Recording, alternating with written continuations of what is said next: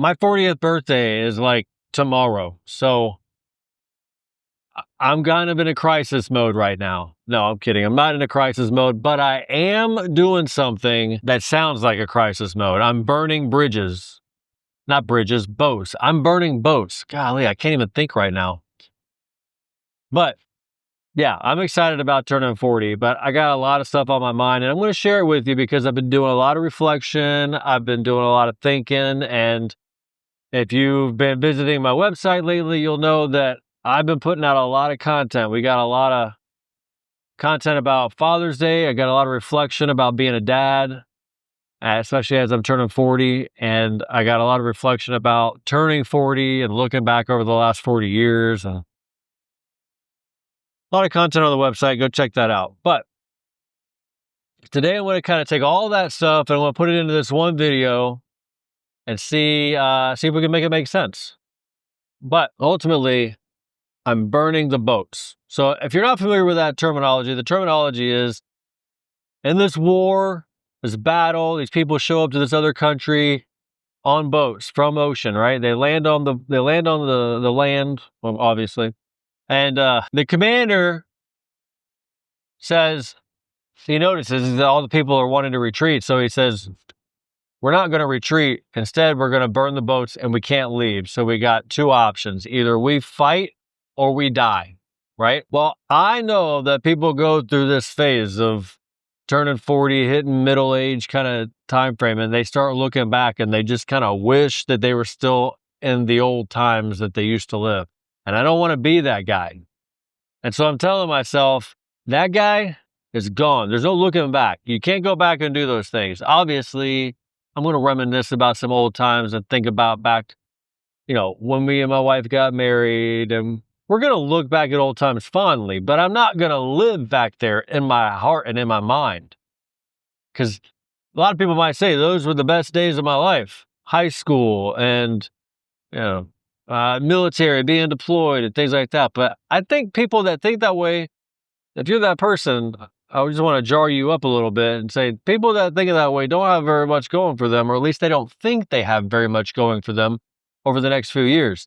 To me, all of those years were struggle.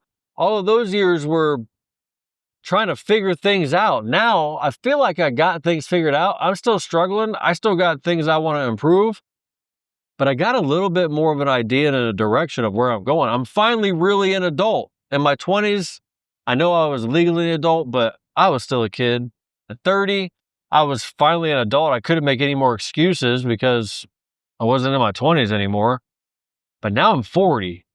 30s was like still trying to hold things together and keep things going of all the things that I kind of put in place when I was in my late 20s. Now I feel like I'm in stride now. It's like when you go for a long run and at first you're out of rhythm, you're out of breath, but then if you run long enough, you kind of start to hit that rhythm to where I could probably do this for a long time. I kind of hit I'm in stride now. So yeah, I'm not looking back.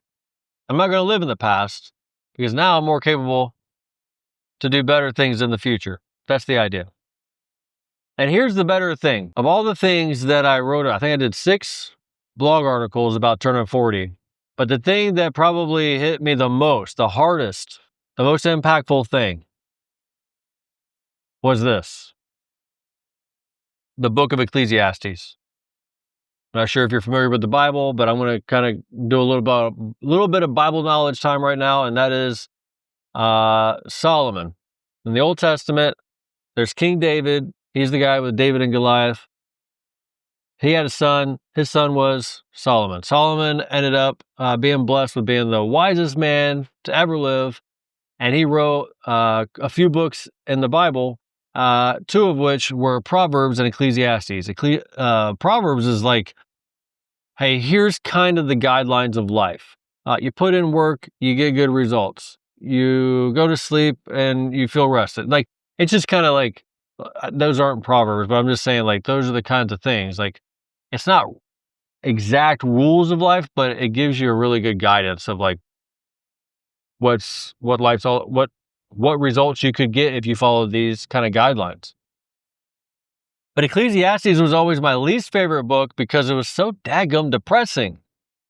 I never finished it because by the time I got so far into it, I couldn't finish it. I needed to stop. It opens with, depending on which translation you're reading, it opens with meaningless, meaningless, meaningless. Or other people might read it as vapor, vapor, vapor. And the whole point is to say, your life is meaningless. And Solomon, the most successful man, the most wisest man in all the world, everything he tried to do, is the richest man, he's the famous man, he built big monuments, big projects, he had such success with kids, everything was perfect for him. But at the end of his life, he felt like it was all meaningless, like it didn't have any purpose. Why did he feel this way? Because he thought about it and he's like, I'm going to die. So all the stuff that I've made, it's just going to go to who? It's going to get destroyed over time. My money, I can't use it. My lovers or my children or all these people, they're going to move on after I'm gone. They're going to meet somebody else. They're going to try to adjust to life without me, like all these things. And it relates to us today. I have family members that passed away and I really loved them. My mom, my dad, my mother-in-law, quite a few over the past few years. But I have to live life. I have to move on. So did they have an impact on me? Yes. But what was the stuff that they did that really lasted and really made an impact? And that's where, when you finish the book of Ecclesiastes, you learn that all this stuff is meaningless unless there's an unless or a yeah, but kind of thing in there. And that unless is unless you have God. And it's not saying like you have God, then everything's right. What it's saying is you still have all the troubles and the strife of life. But when you do something as if you're serving the Lord, then when you build something, you know that it has a deeper meaning than just whatever's left here on earth. Whenever you pass an inheritance on to your children and you're saving up and you're making good decisions and you're teaching them good habits, you're teaching them as if the Lord is teaching them. He's working through you. Everything you do, when you go to work, when you drive, when you meet the person, the cashier at the register,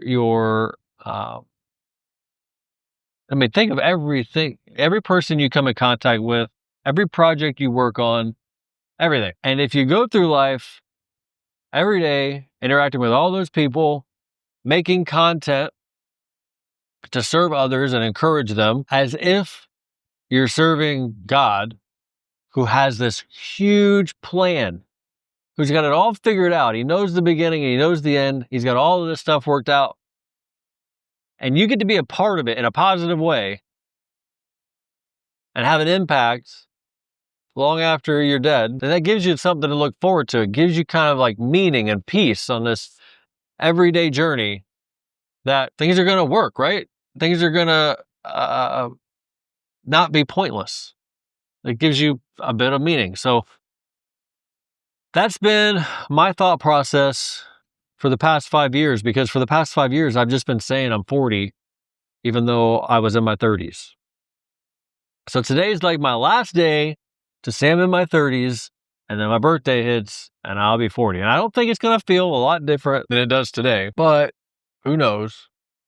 My goal is just to serve, to be a good example, to instill the love, and do it all from a standpoint of this Christian man just trying to do his best. And I want to encourage you that if you haven't read Ecclesiastes or you're not familiar with the Bible, maybe you're not a Christian, check this stuff out. I actually did a video not too long ago because I had a point in my life where I had a lot of questions about God, and I got a lot of it answered with one answer. All the questions got answered with one story. And I'm going to put that story right here for you to check out that video.